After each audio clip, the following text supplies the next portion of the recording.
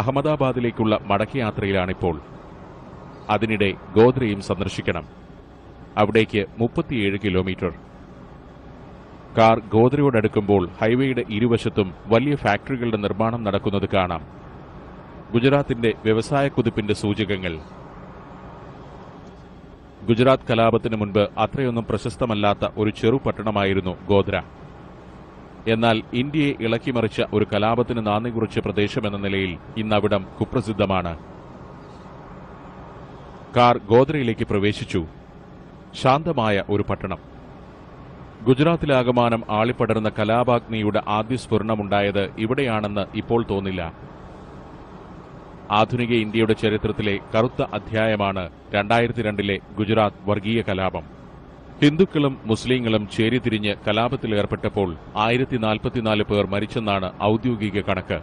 എന്നാൽ മരണസംഖ്യ 2000 കവിയുമെന്ന് അനൌദ്യോഗിക കണക്കുകളും വ്യക്തമാക്കുന്നു. 151 പട്ടണങ്ങളിലും 1000-ഓളം ഗ്രാമങ്ങളിലുമാണ് ആ കലാപം കത്തിപ്പടർന്നത്. വിഭജനകാലത്തിനു ശേഷം ഇന്ത്യ കണ്ട ഏറ്റവും വലിയ വർഗീയ ലഹളയായിരുന്നു അത്. കലാപത്തിന് തുടക്കമായത് ഗോദ്രയിലെ ട്രെയിൻ കത്തിക്കലാണ്. ആ സ്ഥലം ആദ്യം സന്ദർശിക്കാമെന്നുറച്ചു. ഗോദ്ര കലാപത്തിനു ശേഷം ചായമൊക്കെ പുരട്ടി മുഖം മിനുക്കി നിൽക്കുകയാണ് സ്റ്റേഷൻ മന്ദിരം. ഇവിടെ കലാപത്തിന്റെ അടിവേര് തേടുകയല്ല എന്റെ ലക്ഷ്യം. ഏതൊരു ഇന്ത്യക്കാരനും ഇപ്പോൾ സുപരിചിത പദമായ ഗോദ്ര എന്താണെന്ന് ഒരു സഞ്ചാരിയുടെ കൗതുകത്തോടെ അന്വേഷിക്കുന്നു. അത്രമാത്രം. 2002 ജനുവരി ഫെബ്രുവരി മാസങ്ങളിൽ അയോധ്യയിൽ നിന്ന് മടങ്ങുന്ന ധാരാളം ഹൈന്ദവ കർസേവകർ ഈ സ്റ്റേഷനിലൂടെ കടന്നുപോയിരുന്നു. അവരും സ്റ്റേഷനിലെ മുസ്ലിങ്ങളായ കച്ചവടക്കാരും തമ്മിൽ ചെറിയ തർക്കങ്ങളൊക്കെ പതിവായിരുന്നു. പക്ഷേ അത് സംഘട്ടനമായിരുന്നില്ല. സ്റ്റേഷനോട് ചേർന്ന് സിഗ്നൽ ഫലിയ എന്നൊരു പ്രദേശമുണ്ട്. മുസ്ലിങ്ങൾ തിങ്ങിപ്പാർക്കുന്ന ഒരിടം. അവിടെ നിന്നുള്ളവരാണ് ഭക്ഷണപാനീയങ്ങളുമൊക്കെ ഇവിടെ വിൽക്കുന്നത്. സംഭവ ദിവസം രാവിലെ ഇവിടെ കുറച്ചുപേർ സംഘടിച്ചിരുന്നു എന്നാണ് വിവരം. 2002 ഫെബ്രുവരി 27 രാവിലെ 7:43 സബർമതി എക്സ്പ്രസ് ട്രെയിൻ ഞാൻ ഇപ്പോൾ നിൽക്കുന്ന 1-ാം നമ്പർ പ്ലാറ്റ്ഫോമിൽ വന്നു നിന്നു. അതിലെ 2 ബോഗികളിൽ അയോധ്യയിൽ നിന്നുള്ള കർസേവകരായിരുന്നു. കുറച്ചാളുകൾ ഇറങ്ങി. അന്നും കച്ചവടക്കാരുമായി കശപിശയുണ്ടായി. ട്രെയിൻ വീണ്ടും യാത്ര തുടരുമ്പോൾ പ്ലാറ്റ്ഫോമിൽ പെട്ടുപോയ ചിലർക്ക് കയറാനായില്ല. അതിനിടെ സംഘർഷത്തിൽ ഉൾപ്പെട്ട മറ്റു ചിലർ വണ്ടിയിൽ കയറിപ്പറ്റിയെന്നും പറയുന്നു. ഏതായാലും അധിക ദൂരം ചെല്ലും മുൻപ് അപായച്ചെങ്ങല വലിച്ച് ആരോ ട്രെയിൻ നിർത്തി. പിന്നെ കാണുന്നത് അതിലെ S6, S7 ബോഗികളിൽ തീ പടരുന്നതാണ്. ആ ബോഗികളിൽ 58 പേർ വെന്തുമരിച്ചു. അന്ന് തീ പടർന്ന ബോഗികളാണ് ഈ കിടക്കുന്നത്. ഗോദ്ര സംഭവത്തിലെ പ്രധാന തെളിവായ ഇത് പോലീസ് കാവലിൽ ഇവിടെ സൂക്ഷിച്ചിരിക്കുകയാണ്. ഇങ്ങേയറ്റത്ത് കിടക്കുന്ന S6 ബോഗിയിലാണ് കൂടുതൽ മരണം നടന്നത്. S7 ബോഗിയിലെ കുറെ ആളുകൾ വാതിൽ ബലം പ്രയോഗിച്ച് തുറന്ന് ചാടി രക്ഷപ്പെട്ടു. പക്ഷേ S6ന്റെ ഒരു വാതിൽ പോലും തുറക്കാനായില്ല. 9 വർഷത്തിനു ശേഷം 31 മുസ്ലിങ്ങൾ ഗോദ്ര ട്രെയിൻ തീവെപ്പ് കേസിൽ പ്രതികളാണെന്ന് കോടതി കണ്ടെത്തി. കേസുകൾ ഇപ്പോഴും തുടരുന്നുണ്ട്. ശബ്ദമായ ഒരു ദിനത്തിന്റെ ഓർമ്മ മാഞ്ഞുപോകാത്ത ഗോദ്ര സ്റ്റേഷനു മുന്നിൽ നിന്നും യാത്ര തുടർന്നു. സ്റ്റേഷനടുത്ത് റെയിൽ പാളങ്ങൾക്ക് സമാന്തരമായി നീണ്ടുപോകുന്ന ഒരു തെരുവുണ്ട്. സിഗ്നൽ ഫെലിയ എന്ന പ്രദേശമാണിത്. ട്രെയിൻ തീവെപ്പ് കേസിലെ പ്രതികളിൽ ഭൂരിഭാഗവും ഈ പ്രദേശത്തു നിന്നുള്ളവരാണ്. കലാപനാളുകളിൽ കത്തിയെരിഞ്ഞ പ്രദേശം.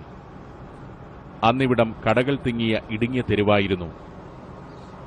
ഗോദ്ര സംഭവത്തെ തുടർന്നുണ്ടായ വർഗീയ ലഹളയിൽ ഔദ്യോഗിക കണക്കനുസരിച്ച് 790 മുസ്ലിങ്ങളാണ്. 254 ഹിന്ദുക്കൾക്ക് ജീവൻ നഷ്ടമായി. 298 ദർഗകളും 205 മോസ്കുകളും തകർക്കപ്പെട്ടു. പാളത്തെയും തെരുവിനെയും വേർതിരിച്ചുകൊണ്ട് വലതുഭാഗത്ത് കാണുന്ന മതിൽ കലാപശേഷമുയർന്നതാണ്. ഗോദ്ര ജംഗ്ഷന്റെ റെയിൽ പാളങ്ങൾക്ക് ചുവട്ടിലൂടെ ചെറിയൊരു അണ്ടർപാസ്. ഇതിന്റെ തൊട്ടടുത്താണ് ബോഗികൾ കത്തിയ ഇടം. ഇവിടെ നിന്നും 2 ബോഗികളും പിന്നീട് സ്റ്റേഷനടുത്തേക്ക് നീക്കിയിടുകയായിരുന്നു. 2 ട്രെയിൻ ബോഗികളിൽ മാത്രമല്ല അന്ന് തീപടർന്നത്. ഇന്ത്യയുടെ ആത്മാവിലാണ് അഗ്നി ആളിയത്. ആധുനിക സമൂഹം ലജ്ജിക്കുന്ന തരത്തിലുള്ള ലഹളയാണല്ലോ പിന്നീട് ഗുജറാത്തിൽ അരങ്ങേറിയത്. സഞ്ചാരത്തിൽ ഇനിയൊരിക്കലും ഇത്തരമൊരു ചരിത്രം പറയാനിടവരാതിരിക്കട്ടെ എന്ന പ്രാർത്ഥനയോടെയാണ് ഞാൻ ഗോദ്രയോട് വിട ചൊല്ലുന്നത്. 2002 ഗോത്രാനന്തര കലാപ കേസിൽ പ്രധാനമന്ത്രി നരേന്ദ്രമോദിക്ക് ക്ലീൻ ചിറ്റ്. മോദി കുറ്റക്കാരനല്ലെന്ന് പ്രത്യേക അന്വേഷണ സംഘത്തിന്റെ റിപ്പോർട്ട് ചോദ്യം ചെയ്ത് സാഗിയ ജാഫ്രി നൽകിയ ഹർജി സുപ്രീംകോടതി തള്ളി. ജസ്റ്റിസ് എം ഖാൻവിൽക്കർ അധ്യക്ഷനായ ബെഞ്ചിന്റേതാണ് വിധി. ഗോത്രാനന്തര കലാപത്തിന്റെ ഗൂഢാലോചനയിൽ അന്നത്തെ ഗുജറാത്ത് മുഖ്യമന്ത്രിയായിരുന്ന മോദിക്ക് പങ്കില്ലെന്ന് പ്രത്യേക അന്വേഷണ സംഘം കണ്ടെത്തിയിരുന്നു. മോദിയടക്കം 63 പേരെ വിചാരണ ചെയ്യാൻ ഒരു തെളിവുമില്ലെന്നായിരുന്നു റിപ്പോർട്ടിലെ പരാമർശം. സുപ്രീം കോടതിയുടെ മേൽനോട്ടത്തിലാണ് SIT രൂപീകരിച്ചതും അന്വേഷണം നടന്നതും. മോദിക്ക് ക്ലീൻ ചീറ്റ് നൽകുന്ന 2012-ലെ SITയുടെ റിപ്പോർട്ട് മജിസ്ട്രേറ്റ് കോടതിയും ഗുജറാത്ത് ഹൈക്കോടതിയും അംഗീകരിച്ചതാണ്. എന്നാൽ കീഴ്ക്കോടതികളുടെ ഈ നടപടിയെ ചോദ്യം ചെയ്താണ് കലാപത്തിൽ കൊല്ലപ്പെട്ട കോൺഗ്രസ് MP യഹസാൻ ജാഫ്രിയുടെ പത്നി സാക്കിയ ജാഫ്രി സുപ്രീം കോടതിയെ സമീപിച്ചത്. കലാപത്തെപ്പറ്റി വിശദമായ അന്വേഷണം വേണമെന്നായിരുന്നു ഹർജിയിലെ പ്രധാന ആവശ്യം. മജിസ്ട്രേറ്റ് കോടതിയുടെ തീരുമാനം അംഗീകരിക്കുന്നു വ്യക്തമാക്കിയ സുപ്രീം കോടതി സാക്കിയ ജാഫ്രിയുടെ ഹർജിക്ക് ഒരു മെറിറ്റുമില്ലെന്ന് വിലയിരുത്തി. ഗോത്രാനന്തര കലാപത്തിൽ സത്യം തെളിഞ്ഞെന്ന് കേന്ദ്ര ആഭ്യന്തരമന്ത്രി അമിത്ഷാ. നരേന്ദ്രമോദിയെ കരിവാരത്തേക്കാൻ വലിയ ഗൂഢാലോചന നടന്നു. ചില മാധ്യമങ്ങളും സന്നദ്ധ സംഘടനകളും തെറ്റായ പ്രചാരണം നടത്തിയെന്നും സാക്കിയ ജാഫ്രി മറ്റാരുടെയോ നിർദ്ദേശപ്രകാരം പ്രവർത്തിക്കുന്നുവെന്നും അമിത്ഷാ പറഞ്ഞു. മോദി പ്രത്യേക അന്വേഷണ ഏജൻസിക്ക് മുന്നിൽ ഹാജരായപ്പോൾ ധർണയും പ്രതിഷേധവും നടത്തിയിട്ടില്ലെന്നും നിയമ നടപടികളോട് സഹകരിക്കുന്ന പാർട്ടിയാണ് BJP എന്നും അമിത്ഷാ കൂട്ടിച്ചേർത്തു. സുരേഷ്, കഴിഞ്ഞ ദിവസമാണ് ഈ ഗോത്രാനന്തര കലാപവുമായി ബന്ധപ്പെട്ട് SIT നൽകിയ റിപ്പോർട്ട് പുനഃപരിശോധിക്കുക. SIT അന്വേഷണത്തിലെ റിപ്പോർട്ട് കീഴ്ക്കോടതി അംഗീകരിച്ചതിനെ ചോദ്യം ചെയ്ത് സാക്കിയ ജാഫ്രി നൽകിയ ഹർജി സുപ്രീം കോടതി കഴിഞ്ഞ ദിവസം തള്ളിയിരുന്നു. പ്രധാനമന്ത്രി നരേന്ദ്രമോദിക്ക് അന്വേഷണ ഏജൻസിയും അതോടൊപ്പം തന്നെ ഗുജറാത്ത് ഹൈക്കോടതി ഉൾപ്പെടെയുള്ള കീഴ്ക്കോടതികൾ നൽകിയ ക്ലീൻ ചീറ്റ് രാജ്യത്തെ പരമോന്നത കോടതി ശരിവെക്കുകയും ചെയ്തിരുന്നു. ഇതുമായി ബന്ധപ്പെട്ടാണ് ഇന്നിപ്പോൾ ദേശീയ വാർത്താ ഏജൻസിയായ ANIക്ക് നൽകിയ അഭിമുഖത്തിൽ കേന്ദ്ര ആഭ്യന്തരമന്ത്രി അമിത്ഷാ ചില പരാമർശങ്ങൾ നടത്തിയിട്ടുള്ളത്. അദ്ദേഹം പറയുന്നത് ഈ ഗോത്രാനന്തര കലാപം കൃത്യമായി തന്നെ അടിച്ചമർത്തുവാൻ അന്നത്തെ മോദി സർക്കാർ എല്ലാ ശ്രമങ്ങളും നടത്തിയിരുന്നു.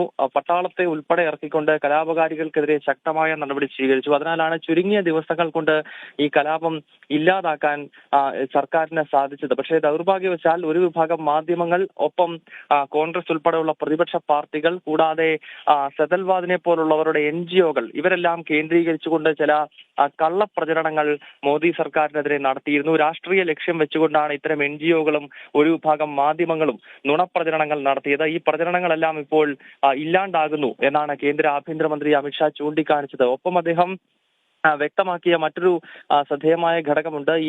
ഈ കലാപത്തിന് തുടക്കമായതിനെ പറ്റി അദ്ദേഹം പരാമർശിക്കുന്നുണ്ട്. 59 കർസേവകരെ ട്രെയിനിനകത്തിട്ട് ചുട്ടുകൊലപ്പെടുത്തിയതാണ് ഈ കലാപത്തിന് കാരണമായത്. അതുമായി ബന്ധപ്പെട്ട കാര്യമായ ചർച്ചകൾ എങ്ങും സംഭവിക്കുന്നില്ല. പിന്നീട് ഇതിനെപ്പറ്റിയുള്ള നുണപ്രചരണങ്ങൾ മാത്രമാണ് വ്യാപകമായി പ്രചരിച്ചത് എന്നാണ് കേന്ദ്ര ആഭ്യന്തരമന്ത്രി പറഞ്ഞത്. ഒപ്പം രാഹുൽ ഗാന്ധിയെ അദ്ദേഹം രൂക്ഷമായി വിമർശിക്കുന്നുണ്ടായിരുന്നു. അദ്ദേഹം ചൂണ്ടിക്കാണിച്ച ഒരു കാര്യം, ഈ ഗോത്രാനന്തര കലാപവുമായി ബന്ധപ്പെട്ടുള്ള അന്വേഷണ ഏജൻസിക്ക് മുന്നിൽ അന്ന് മുഖ്യമന്ത്രിയായിരുന്ന BJPയുടെ ദേശീയ നേതാവായിരുന്ന നരേന്ദ്രമോദി ഹാജരായിരുന്നു. 10 മണിക്കൂർ അദ്ദേഹം ചോദ്യം ചെയ്യലിന് വിധേയമാക്കപ്പെട്ടിട്ടും പ്രതിഷേധം നടത്തുകയോ BJP നേതാക്കളെ മുഴുവൻ വിളിച്ചു വരുത്തി ഗുജറാത്തിൽ ഒരു നാടകം കളിക്കുകയോ ചെയ്തില്ല. പക്ഷെ ഇവിടെ ചില നേതാക്കന്മാർ EDക്ക് മുന്നിൽ ഹാജരാകുമ്പോൾ ഇല്ലാത്ത പരിഭ്രാന്തി കാണിക്കുന്നു എന്ന പരിഹാസം കൂടി ഇപ്പോൾ കേന്ദ്ര ആഭ്യന്തരമന്ത്രി അമിത്ഷാ ചൂണ്ടിക്കാണിക്കുന്നു. ഒപ്പം അദ്ദേഹം കോൺഗ്രസിനെ ഈ സിഖ് വിരുദ്ധ കലാപവുമായി ബന്ധപ്പെട്ട് കൂടി പരാമർശിക്കുന്നുണ്ട്. 1984-ൽ രാജ്യം കണ്ട ഏറ്റവും വലിയ കലാപങ്ങളിൽ ഒന്നാണ് രാജ്യ തലസ്ഥാനമായ ഡൽഹിയിൽ അരങ്ങേറിയത്. അന്ന്